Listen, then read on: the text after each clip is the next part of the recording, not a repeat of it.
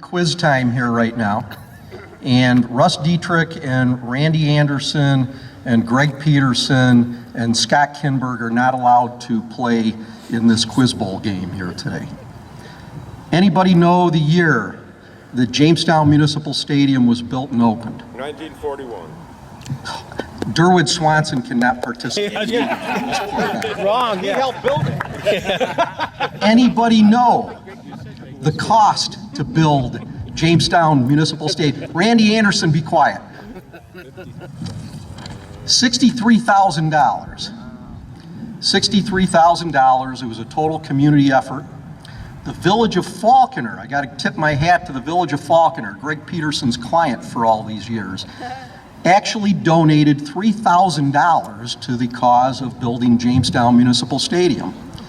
The Kendall Club Police Benevolent Association, as a community service project, actually built the first fence line around the stadium. And professional baseball began here after its first couple of years at various locations: Celeron Park, Allen Park, dark for a half a season, and came back with a vengeance with a Pittsburgh Pirates franchise here in 1941, and continued on with a great baseball legacy here, with a couple of stops and starts along the way. But this place has endured and thrived over the years. One last quiz bowl question. Anybody know, because this ballpark has been completely rebuilt over the years, most of it in the past 15 to 20 years. We probably put over $6 million in this stadium over the past 15 to 20 years with very, very few local tax dollars. We've been able, with a terrific staff, to procure most of that from federal and state resources. But over $6 million in this ballpark over the past 15 to 20 years. Does anybody know the only original components of this ballpark? I'll let Randy Anderson into the mix. How about the lights?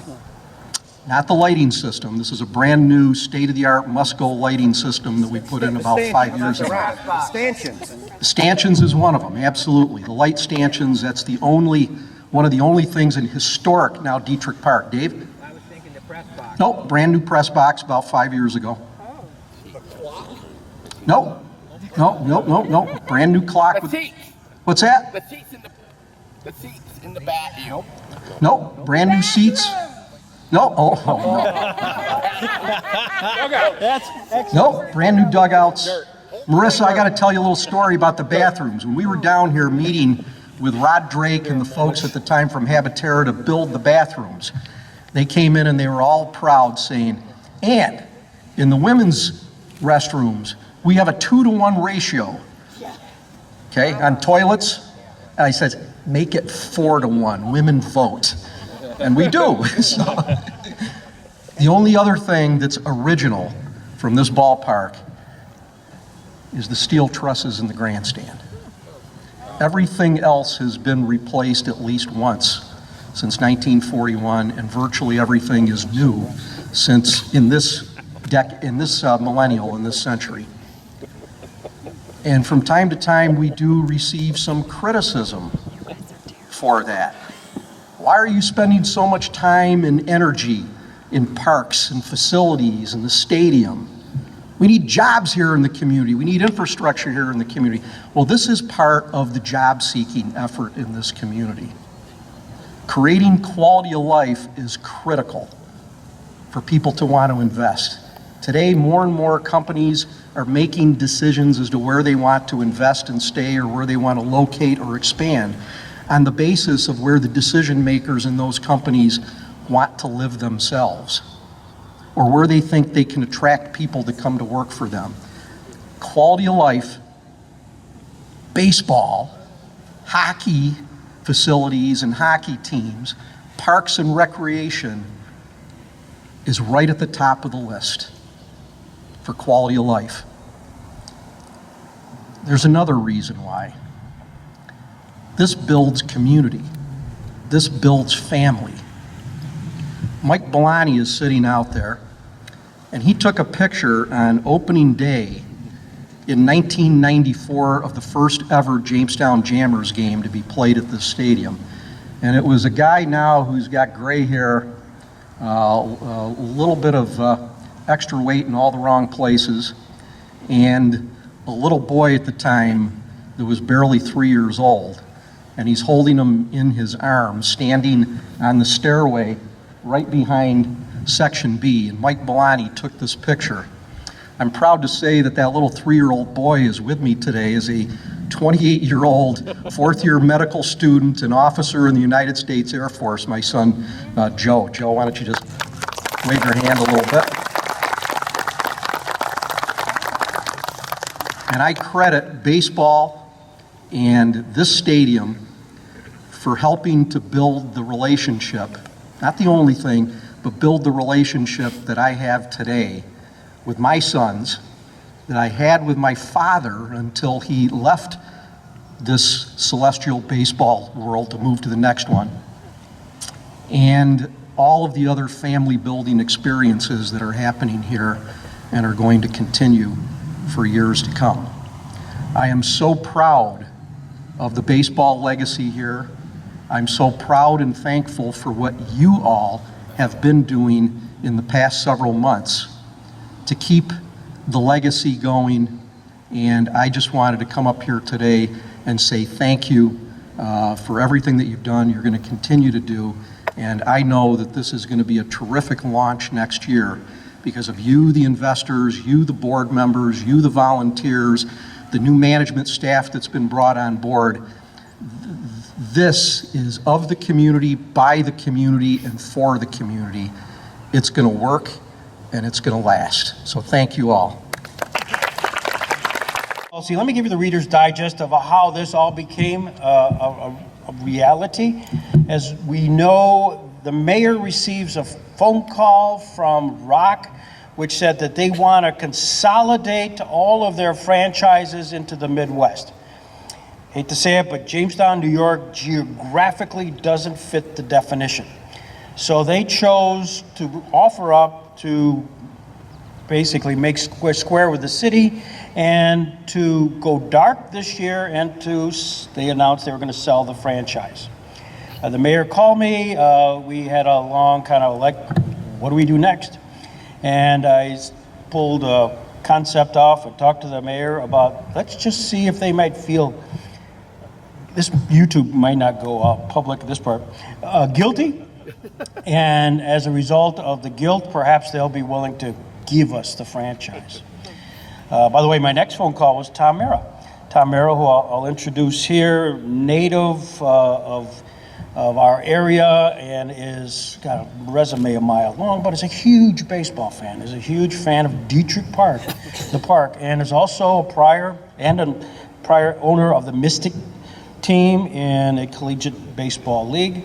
And so, frankly, Tom, I just want to shout out to you because you walked me through some of the thinking processes just to get to a community concept here. So with that all in mind, the mayor sealed the deal, made him feel really guilty. They decided to give it to us if we created a community group. That was the condition precedent for us to proceed. So hence, a lot of you people received phone calls from me, the mayor. We created a Jamestown Community Baseball LLC. And we had solicited, and many of you quickly responded, to become members. And we created a board of directors. Some of them are here today. Randy Anderson, Randy Sweeney, myself, Russ Dietrich as chairman, June Dietrich, George Carlo, George Sisson, and off we started to act like an organization. And we've had much fun mentioning the fact that community baseball is coming back. There's been a buzz. It really has been a buzz. And as a result, we know that we must continue to sort of fill in the void of this year with some exciting opportunities. And so aside from, I'll speak very loud. Aside from the fact that all of you investors have stepped forward and many fans and friends supported us in kind, we've also had some fun things reflecting back on the history. It's a history which goes back to 1939, and opportunities that we have to sort of revisit this, to have the fact that 2020 will be a continuation. It's a continuation of this long history. One of those things is in 1996, at the behest of Bison's Rich Baseball and Mike Bellani, Mike Ferguson, we actually did a book on the history of professional baseball, authored by Dave Muley. David, we published this. It's well out of print. You can't find it. In fact, last time I looked on eBay, it was like $100 to get this book, and you can't have this one. And so we thought, let's republish it. So I reached out, found David. He's in New York City. David is a playwright on off-Broadway plays, etc. He's agreed to work with the Chautauqua Sports Hall of Fame and to essentially license it for free, royalty-free opportunities. And in addition, in a moment of weakness, our Post-Journal sports editor extraordinaire, Scott Kindberg, took my phone call and has agreed. Maybe you should explain what you've agreed to, because I want it on record. So why don't you come up, Scott? Come up, Scott. Just 2 minutes, if you can do that. Good morning. I'm not sure exactly verbatim what Greg had in mind, although we did have several conversations, and I will be adding, I talked to actually Randy about it too the other day. Probably 20, 30 pages from when the Jammers arrived in '94 up to the present. But the cool thing that I discovered just the other day was that my late mentor and boss, Jim Riggs, has all kinds of things archived in bound folders, things that he wrote, not only games, but columns associated with the Jammers. So the work that I thought was going to be monumental, thanks to my dear friend Jim Riggs, it won't be quite as daunting as I first thought when Greg contacted me a few months ago. So I'm looking forward to that, and anything related to baseball in Jamestown is a good thing, so I'm really happy to contribute. Thanks. I'll take that as a yes. In addition, one of the things that was 30 years ago in 2020 was in fact a monumental TV event. It occurred. Candid Camera, remember Candid Camera? The wonderful Peter Funt. So the guys that were intimately involved was the pitcher Bob Baxter, who didn't know what he was doing, didn't know what was going on, and the catcher Dan Hargis, who in fact did know what was going on. And so in a moment of Mike Bellani moments, I got on Wikipedia, Google, found both Hargis and Baxter, and they just thought it would be a hoot. They haven't been together in 30 years. So I suspect sometime during May of 2020, they'll both be here, maybe Tom O'Reilly and Pat Doherty. So that's one of the things we're talking about. In addition, another moment of weakness, talking to our Chautauqua Sports Hall of Fame connection. Of course, they are the repository of all things baseball. Randy Anderson is the chairman, president, major domo of the Chautauqua Sports Hall of Fame. And so we were talking about the extensive archives we have, and we came up with a concept that, again, to keep baseball in front of us over the next year as we launch into Jammers 2020. So, Randy, you want to say a word, what you got conned into? Like Scott, I'll be investing in caller ID very quickly because he's relentless. What we're going to do is starting around the beginning of September and weekly thereafter, is to put out media releases called Jammer Journals. And what we'll do is we'll go back into our records at the Sports Hall of Fame. Those records were largely contributed by Greg and Russ Dietrich. We've got an unbelievable repository of the history of baseball in the Jamestown area. Anyway, we'll go back into those records and find unique stories about people, dates, places, events that surround the history of baseball. And we'll put out a media blast once a week, kind of a historical look back at baseball in this community. One small example, we might show a photo of Don Clendenin, who played here at Municipal Stadium in 1957. but then went on in 1969 to be the most valuable player of the World Series, Tom shaking his head, for the New York Mets. So that's just one example. Don Clendenin, Jamestown, to most valuable player for the New York Mets in 1969. That's an example of the kind of things that Greg and I are going to be working on from September, once a week, until the launch of Jammers in 2020. Let me just say that the Chautauqua Sports Hall of Fame is very thrilled that Greg has asked us to be a part of this effort. Russ is the founder of the Chautauqua Sports Hall of Fame. So you put all of these things together and it's a perfect marriage for us, and we're just glad to be a part of it. Thank you. And before I relinquish the podium to talk about the baseball operations side of this, the ultimate con job is coming up. Set the scene. We're at Shawbucks, Kurt Johnson's Shawbucks. And we're having an event which is my son, who's from Washington, D.C., has a band called Brent & Co., and we had a private/public event at Shawbucks. And I invited Ken Hardley. Ken Hardley, who's a musician extraordinaire, has Rolling Hills Radio syndicated program, and he knows my son, so he was at the restaurant, and he was talking with George Carlo. I don't know how that match happened, because I don't know that they know each other, just normal bar conversation. So I go up, as shy as I am, and I say, I hope you guys have met George Carlo, Mr. Baseball, Ken Hardley, Mr. Musician Extraordinaire. By the way, we do not have a big void in the Jamestown Jammers 2020 program, an official anthem. We don't have anything like that. So Ken, can you be the chairman of the official anthem for the Jammers 2020? Well, I didn't know whether I'd connected to that moment. He smiled politely, as you do at bars.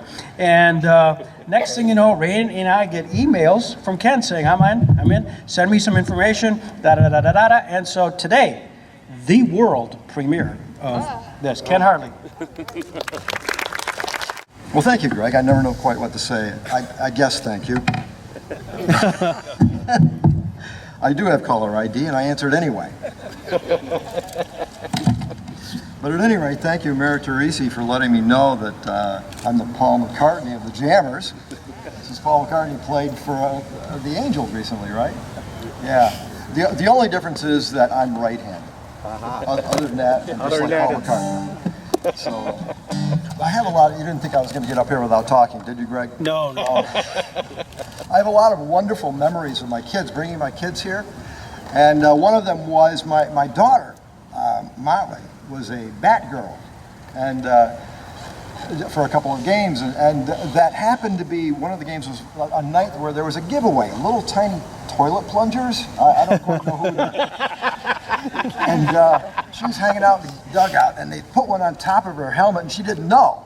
So she's walking around with this thing sticking up. So one of my wonderful memories. Also, I remember, anybody remember Brandon Inge, the Detroit Tigers went to the World Series as a catcher? You may or may not remember that he started catching here. And I think he was a third baseman, and they converted him to catcher. And so we got a lot of looks at past balls. We spent a lot of time watching baseball back there as Brandon was scrambling to hit the ball. Put a new meaning on the phrase, man on third, less than 2 outs. But at any rate, he went on to become Brandon Inge. Well, I have my lyrics here, so forgive me if I don't have it quite right. You know, when I was younger, I could memorize lyrics in 15 minutes. Some of you might be able to relate. I'm hoping to have these memorized by Christmas. It's not as easy to do that as it used to be. Anyway, thank you, Greg, for asking me to do this. You hear this okay? Yep.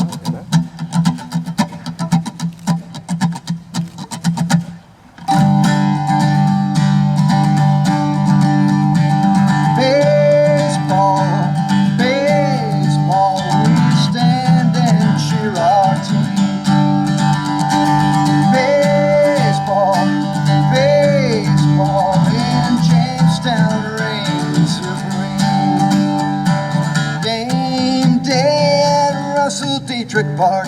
Our Jammers take the field on defense. The fastball whips past the hitter like a spark. He's stuck in his hitter's stance. Now it's 3-1, the hitters count. Our guy gives it a ride. Say goodbye to the ball, it's over the fence. Our Jammers have hit their stride. Baseball, baseball, we stand and cheer our team.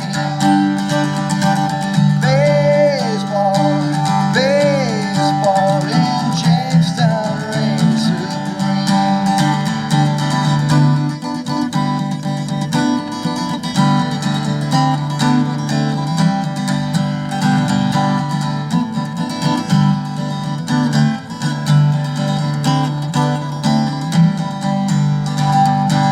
There's no place like our little home park, wearing our jersey, glove, and hat. Under warm sun or bright lights, we might be here all night. There's nothing more fun than that. Baseball, baseball, we stand and cheer our team. Baseball, baseball, in Jamestown reigns supreme. In Jamestown reigns supreme. In Jamestown reigns supreme.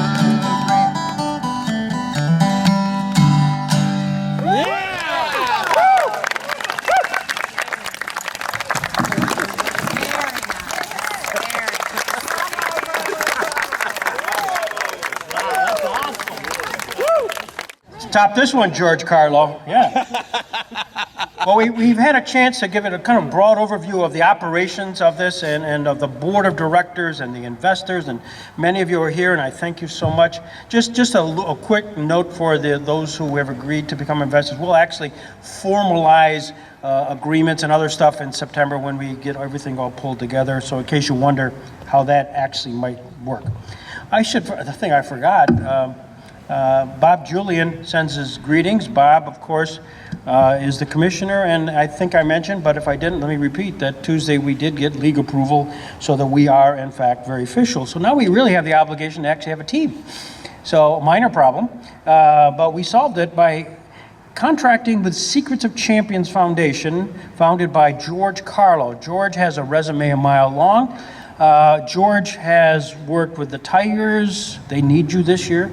The Red Sox. They still need you this year, among others. And most importantly, he's put together what the Jamestown Community Baseball LLC has essentially contracted with them to provide a product on the field, including general manager, managers, and George is going to talk a little bit about that and then introduce our manager and general manager. So George, if you would come forward, that would be terrific.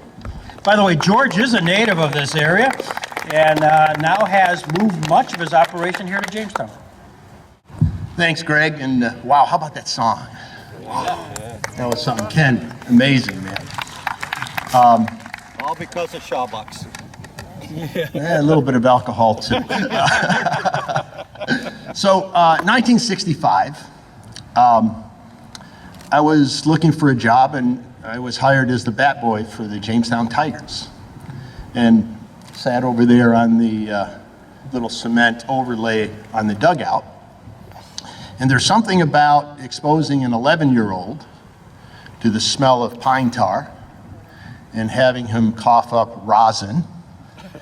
And it creates sort of a genetic change that sort of stays with you forever. So 54 years later, the phone rings, and it's Greg Peterson. And of course, he knew of this genetic defect that I had from 1965 in the Jamestown Tigers. And he explained what we were trying to do here, bringing the Jammers back to life here in Jamestown. And of course, he had me at hello. We had some discussions about exactly how to do it. And what we agreed to was that the Secrets of Champions Foundation, which is a foundation that we set up in Jamestown last year, with the purpose of bringing to the local community, and especially young people and underserved populations within the community, those tools for quality of life enhancement, leadership, and sports performance that we bring to the professional athletes. So that was the purpose of the Secrets of Champions Foundation. What we agreed was that we would provide for Jamestown Community Baseball the on-the-field product. Now, over the years, we have developed some very interesting sports science tools that we've used in professional baseball and also other sports, professional football, hockey, basketball, tennis. So all of those things are part and parcel to what we are trying to do with the Secrets of Champions Foundation here in Jamestown. The first task we had for the Jammers was to identify and recruit baseball personnel who could not only manage what we were doing here, but make it the best anywhere. Our goal here is to make Jamestown and the Jamestown Jammers a player development destination, not just in the league, but setting the standard for the league.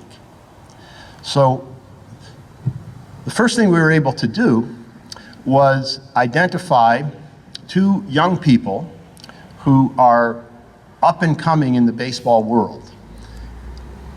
And you know, it's absolutely amazing. I've had the opportunity over the past several months to work with them and to, you know, watch the way they approach this. And of course, with social media and the way young people think and the way technology has taken over the way we do things, it makes a lot of sense to have people who have grown up in that world sort of take the lead. And I've said this several times that, you know, my job at this point is to sit back and make sure that I don't get in the way, because these guys are amazing. And it portends unbelievable success for us here. And it's an honor to be part of this, but it's a bigger honor to be able to work with these young people. Now, I'm going to introduce both of them. I'll ask them to come up and say a few words. Frank Fanning has been brought on as the general manager. And if you remember, Frank's father, Jim Fanning, was instrumental in the history of baseball here in Jamestown.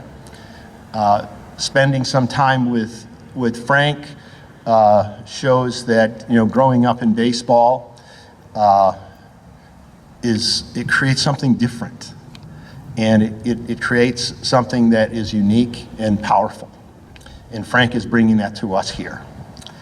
The second person who we brought in was Jordan Basile as our field manager.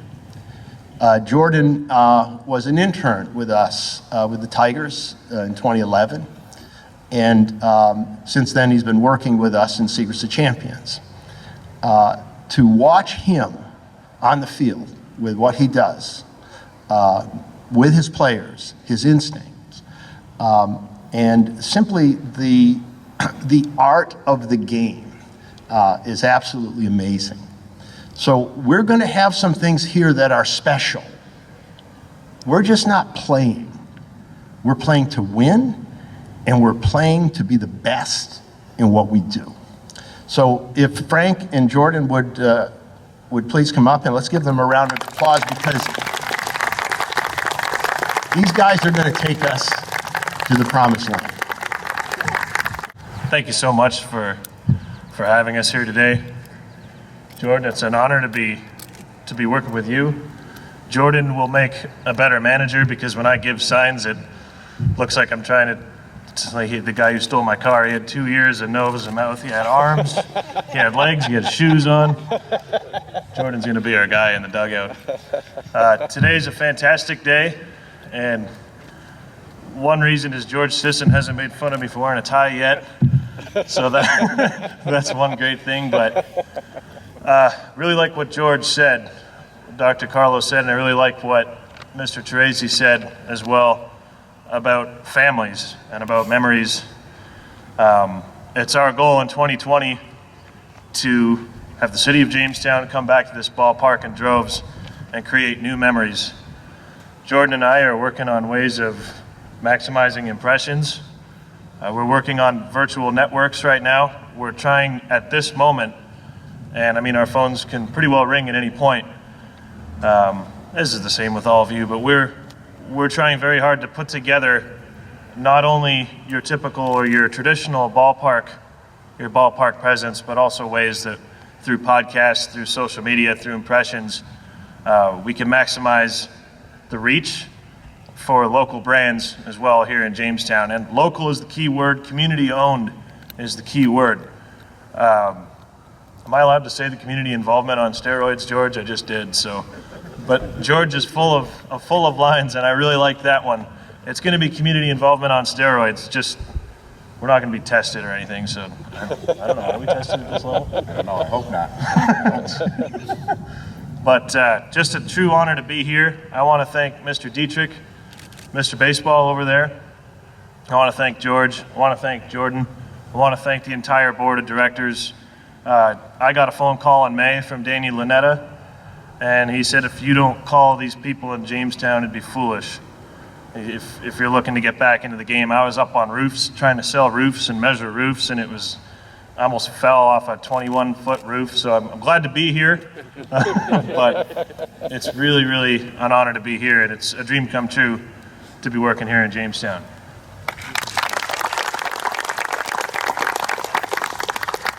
Last but not least here, the extent of my public speaking, and these guys are all awesome at it, comes from mostly just yelling at the umpires and you guys hearing me after that. But thank you, everybody, seriously, from the bottom of my heart. Thank you for all you guys did.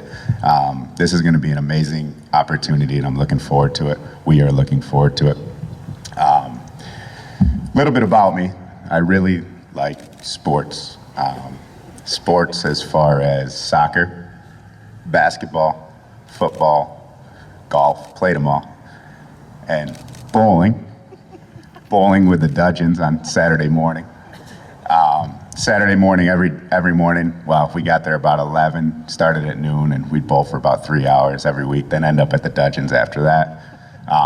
Recreational sports in the mayor's circle, street hockey, basketball, and then we're tree climbing in the backwoods. Is that what was going on back there? Something. Just climbing trees. But most of all, I really like baseball, and baseball is something that has always been my passion. I'm a JHS grad, 2005, SUNY Fredonia, 2009, and excuse me, for some reason I get a little nervous up here when I'm talking in front of new people, but JHS grad, 2005, SUNY Fredonia, 2009. And 4 years at Fredonia, you walk in and you say to yourself, what do you want to do? What is it that you want to do going forward? And I think I went through air traffic controller, all this stuff, and then it was baseball. I played there for 4 years, and baseball. I'm an avid Little League World Series fan, just love baseball. And spent the last 8 years of my life not making a dime for money to get to this. If you want to be part of baseball, and it's a dream of yours, you got to grind it out, just like anything, but you really got to grind it out. I've been at Lake Erie College, which is a Division II school in Ohio, a couple of years at the University of Buffalo, 1 year with the Detroit Tigers, coached 1 year at SUNY Fredonia, and I've been the head coach at Patrick Henry Community College in Southern Virginia for the last 2 years.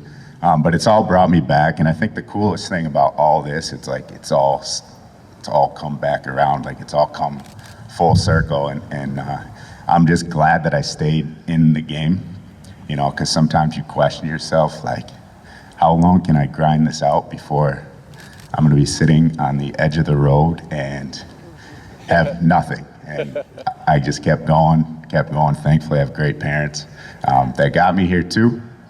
And like I said, this is going to be awesome. This is going to be a great area for player development. Thanks to you guys, everybody, because we couldn't have done it without you. Thanks to Dr. Carlo for taking me a lot of this way, starting with the Tigers in the last 5-6 years of my life, helping me keep moving on. And this is something that's truly going to be special. Excuse me for being so nervous up here, but I'm excited and I can't wait to get going. Very good. Speaking of the Dudgeons, one of the great things that the Jammers have had a long-standing relationship with many of the fans, many of them are here, but especially Bruce and Julie Dudgeon. And I just, they've agreed to help us in a capacity which does not have a title, but to make sure that, you know, we are organized. So at some point you'd say, well, you got these baseball guys that are out there, and is there any infrastructure behind it? Anybody who's really kind of looking out after them? And both Bruce and Julie have agreed, I think, to be part of that, and they're here. That's the good thing. And also, I just want to announce it. Can I publicly announce? Sure. Julie Dudgeon has been going through cancer, and she's been taking radiation and chemotherapy for a long period of time. And we had a meeting this past Wednesday, of our Jammer board. The Dudgeons came, and she announced that she is cancer-free. So I just want to announce that. Fantastic. So Julie.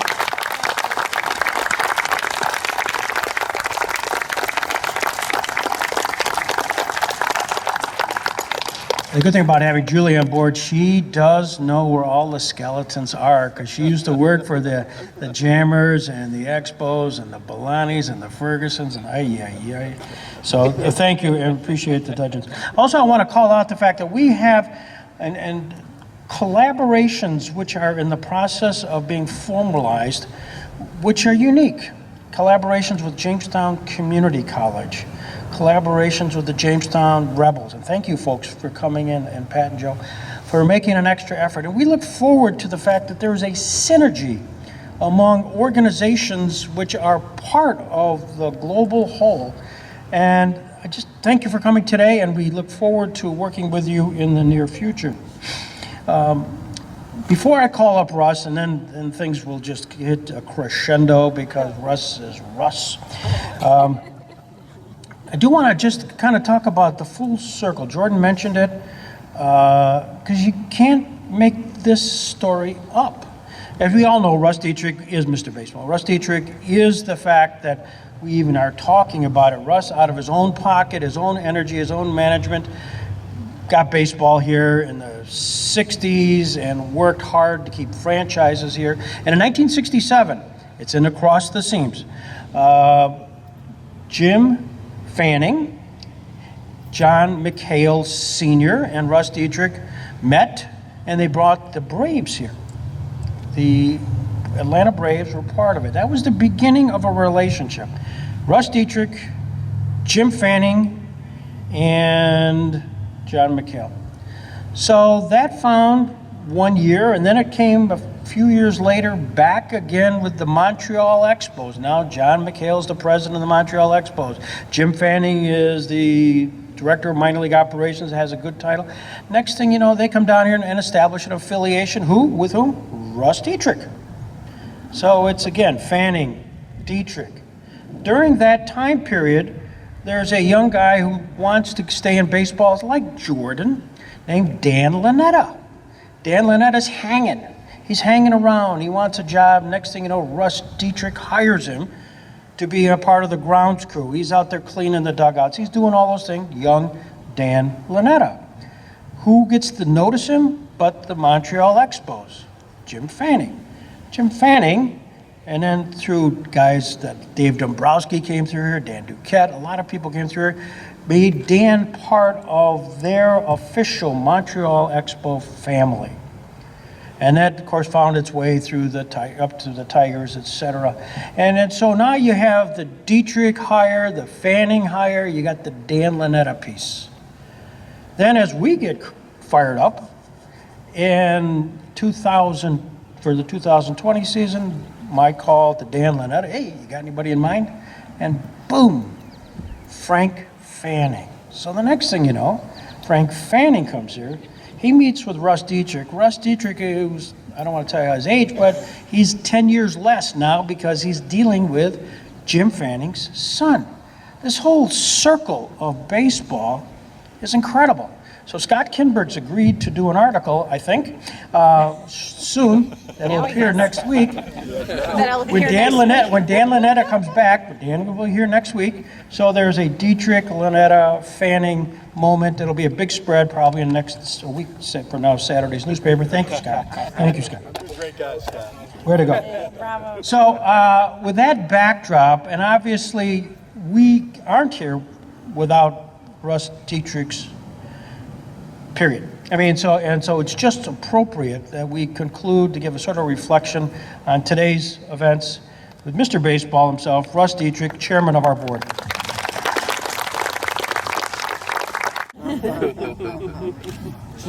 Excited of Chris. He's a lefty.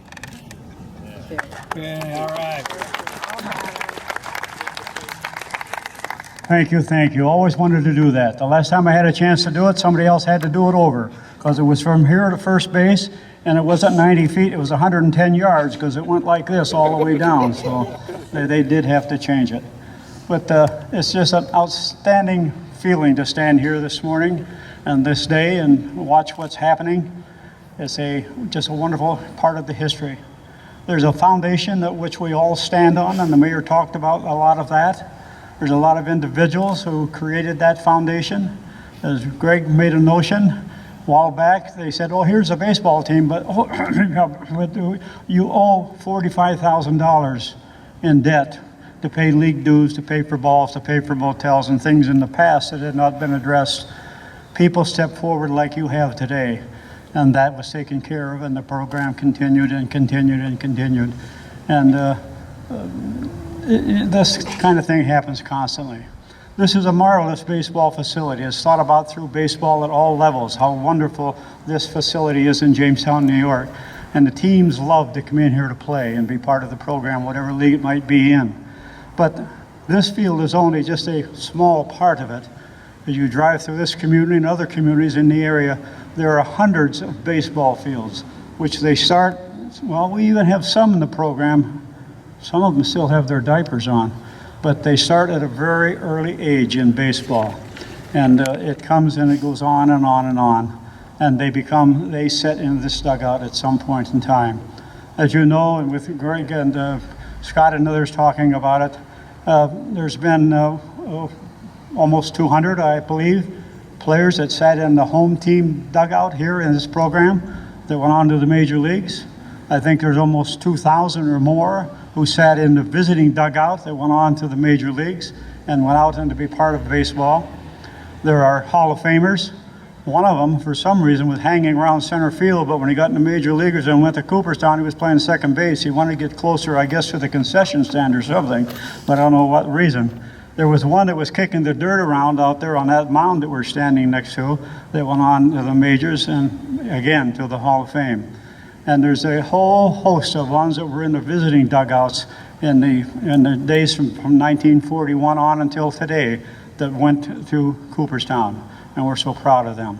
We talk about the Babe Ruth World Series, which is played on this ground, and I think there's about 10 or 12 that played on this very field that went to the major leagues, whether they were 15 years old when they were here or whether they were 16 or 18, and many of them were #1 draft choices out of the successes in this program and on this playing field. So there's been a lot of good baseball played here. The other wonderful thing, and we were just so pleased, the ones that come in here to play, and I'll be very pleased and not a bit surprised that on the rosters of the teams that play here this next year and the years following, some of them will be back in Jamestown, in a house, in a business, in a part of the development of our community and to make the community better. Because I think there's around about 12 or 15 fellows that come in here and played in the early days of the professional baseball that come back to Jamestown after their climb through baseball had come to a climax. And I remember asking a few of them, because we played semi-pro ball together, what brought you back to Jamestown? He said, what do you mean what brought us back to Jamestown? I said, well, why did you come with that great career? Why did you come back to Jamestown, New York, when you were in California? Were you in Pennsylvania? Were you in Texas? Why Jamestown? Well, he says, you know those girls at the stadium and all of the beautiful community and how much the community loved them. They didn't live all under the bleachers. A lot of them lived with families in the community. And they fell in love with Jamestown, New York. And what a great team it makes. This is not an individual effort. And I had a chance through my life to play baseball on many, many levels. And it was the exciting thing about that, it was a team effort. It was not an individual. It was not that individual. It was the members of that team. And as I look over the roster that Greg has and look out across the audience today, there are the members of the team. And they all play and they all participate as members of the team. If you ask them their individual responsibilities and their individual backgrounds, you'll get a lot of stuttering because they are a member of the team. They know that they can't hit every ball. They know they can't catch every ball. They can't fill every seat. They can't even eat every hot dog. But they together can do it all and make a very exciting program. So we're so very, very proud and pleased that you have stepped forward to be members of the development and to carry on. So that the shoulders that we stand on today that brought us to this point are someday there's going to be people yet unborn standing on your shoulders because of what you have done today and what you have done previously and what you will do in the future for baseball in our community. I've often said, out of those dugouts, as we talked about, some of those major leaguers come out of there, Hall of Famers come out of there. But out of those dugouts and running out on the field to stand abreast for the national anthem being played, there were ones that went on to be doctors, ones that went on to be physicians, other Metro. We have one here today. And some have gone on to be leaders in communities. Some have gone on to be industrialist leaders. Some have gone on to teach and do wonderful things. But it all had an effort because they sat in these dugouts and they played the game of baseball. They were a member of the team. So it's not the Hall of Famers that are going to be playing here next year. It's that collective body of both teams is what's so very, very important. And they play as a team member. So we're so very glad and so pleased that that can happen. We're all lucky of the shoulders we stand on. I think I'm so lucky to have stood on the shoulders of my mother and father and be blessed by carrying my father's name. They misspelled it on the stadium. It should be, instead of JR, it was supposed to be SR. But Russell Sr., my father. But I still stand on his shoulders and the shoulders of my mother. And I have another pair of shoulders. She doesn't know I'm always standing on them, but they call her June. I call her my wife. And we stand on those shoulders day after day after day, as we all do, because we're all members of the team. And as I think about it, the mayor was talking about some of the activities. One thing he did not talk, and I've never got a full report from him just exactly what he found. But when I was involved in the management of the stadium and et cetera, a little 18-year-old come down with a flashlight and a camera, and he crawled underneath the grandstand. He went in upstairs. He went in the men's room. He went in the ladies' room after he locked the door, and all of those other things. And every piece of ground in this stadium he trampled on to see what was going on. And that was a little guy called Sam Teresi from the Department of Development, and went on then to be the mayor. So he knows what he was talking about when he said what is new and what's been here forever. And we're very pleased about it. And the longtime friends that we have with us that greet you every time you come to the stadium, there's still two big, beautiful pine trees out front of the stadium. They've been there for a very, very long time. So Mayor, will you come back and just take another minute or two? There's an old adage out there that the test of a man's wealth isn't what he accumulates in possessions during his lifetime. It's the number of hearts and minds that he touches during that lifetime. I don't know what Russ's balance sheet looks like, but this is the richest guy in Jamestown. Russ doesn't know this story, but I'm going to share it with him now and all of you as an example of the importance of our investment in the quality of life in our community and baseball in the community, and his reach that goes beyond what any of us know, and he even knows himself. I've been dining on Saturday mornings for about the past 40 years with a group of guys. We meet now at the Doubletree Hilton Hotel downtown. If you ever want to join us, come on and join us. And there's gals too, so it's not just guys. But a few weeks ago we were gathered, and Fred Larson, Judge Fred Larson, one of our regulars, was a little bit late to the table, and I asked him what happened. He said, well, I ran into a guy out in the hall, and he had a Princeton University shirt on. And of course, Fred's a Princeton University graduate, and he had to grab the guy, and he says, hey, he said, were you a student there? Or do you have a kid going there? And he said, no. He said, I was Princeton 89. And Fred said, I was Princeton 73. And he said, well, what brings you to town? And he says, well, he said, my son is in town trying out for a spot on the Jamestown Rebels roster. He's a hockey player. We're from Boston. He said, and we're really hoping, his mom and I are here, and we're really hoping that he can make the team because the quality of the team and the league and the facility and the reputation, he said, but also Jamestown. And Fred immediately launched into his Chamber of Commerce mode, talking about all the wonderful things that are about Jamestown and the facilities and the programs and the people. And the guy looked at him and he says, I know. He says, you know? He says, do you have a connection with Jamestown? And he says, well, yeah. He says, and that's why he and his mother are hoping that he winds up here as opposed to all the other places that he's trying out for a junior hockey spot. He says, really? How do you know Jamestown?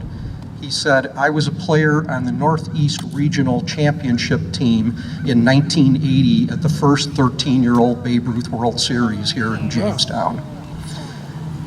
And this is also home to us, and we're hoping our son can experience what I experienced for a week in Jamestown in 1980.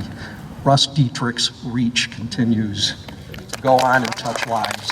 Thank you, Mr. Mayor. That's what these hands are for. These hands are not for patting yourself on the back. Your hands are for reaching out and helping somebody else. But thank you, Mayor. And I'm so glad I had an experience today. Somebody a long time ago ruined my baseball career, but I find out today that my baseball career is back.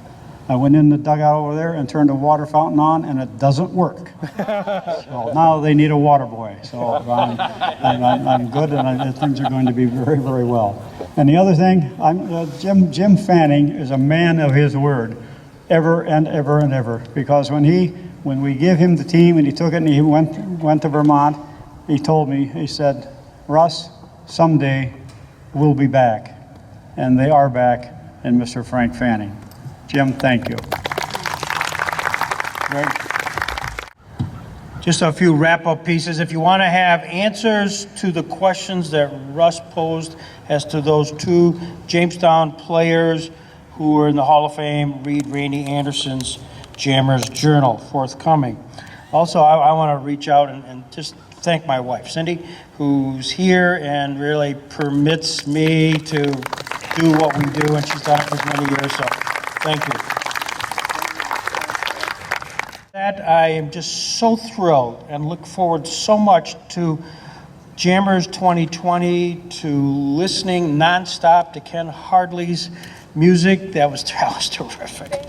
That was terrific. And to have the ongoing continued support and relationship with everybody who is here. Much more to follow. We'll certainly keep you posted. And with that, we stand adjourned. And please kind of join me here. You can kick up the... we're not going to be playing anymore, are we, John, today? I think we're all set. So, and again, thanks to the Parks Department for making this a reality.